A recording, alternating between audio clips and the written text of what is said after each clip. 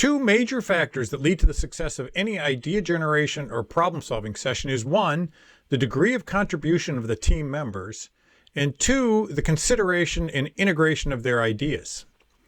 When I first learned about brainwriting, not brainstorming, but brainwriting, back in about 2008, I was skeptical on its usefulness, and I was pretty certain I had many better tools for idea generation and problem solving.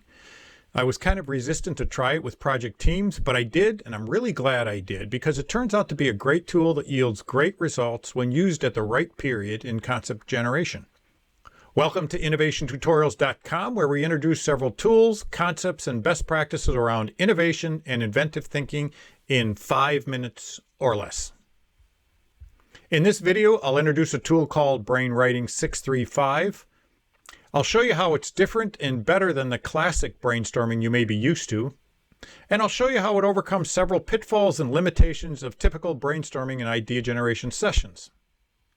These videos are very short, so even a goldfish can learn a lot.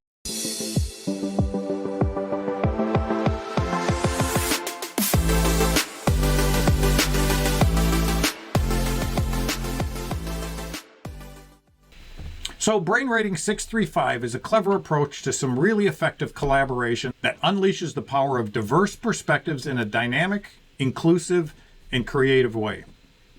The 635 part stands for 6 people on a team, 3 ideas per round, and 5 minutes a round. Those are kind of recommended numbers, but we often adjust those for different situations. Now, I'll bet most of you have been involved in some kind of a brainstorming session that worked great, and some that failed to yield the outcome that you needed. Well, brainwriting greatly enhances any idea generation or problem-solving sessions by eliminating a lot of the inherent problems that brainstorming sessions have, like dominant personalities, unequal or poor participation, premature critiques, a poor facilitator, the hijacking of your brain. When anybody else talks in a session, they're dictating what you think about. Having intimidating people in the group, or people that are shy or easily intimidated, and a few other challenges. So conventional brainstorming has lots of challenges that cause the sessions to be not as efficient as you'd like them to be. And actually, brainwriting is one of the easiest techniques of all the techniques we teach for idea generation and problem solving. It's one of the easiest to learn and use. So let me show you the 10 main steps of BrainWriting 635. Step number 1, assemble a cross-functional team. Step number 2, develop and refine a problem statement. In step number 3, we distribute a brainwriting worksheet to each team member to start with. So the next step we call round number 1. Everyone silently generates 3 ideas around the problem statement. And we use sticky notes, so there's 1 idea per sticky note.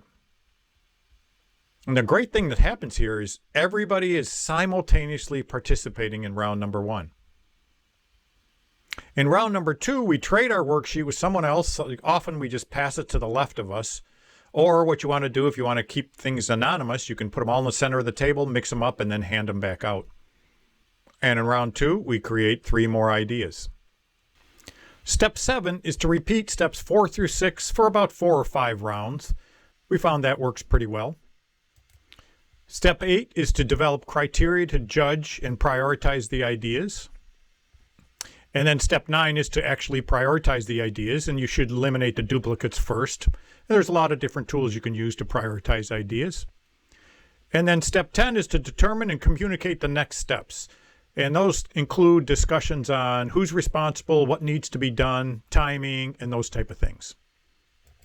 Here's a photo of a brainwriting session from years ago with sticky notes in these laminated 11 by 17 forms. And it looks like we went about 4 rounds. So there's your super quick introduction to BrainWriting 635. It's one of several team-based lateral thinking approaches for idea generation. You can only do so much in 5 minutes, but in our current training and possibly a future video, we'll cover how to get the most out of a BrainWriting 635 session by addressing a list of common brainwriting challenges shown here. And you can pause the video to read them in detail. So once again, we've run out of time. 5 minutes goes really fast. Thanks for watching. If you valued the video, give it a thumbs up, share it with a friend or colleague, subscribe to be among the first to see our future videos. Make sure you check out our website, and the video description below for links to other innovation tutorials, our services, training schedule, and a way to contact me personally with any question. See you on the next tutorial.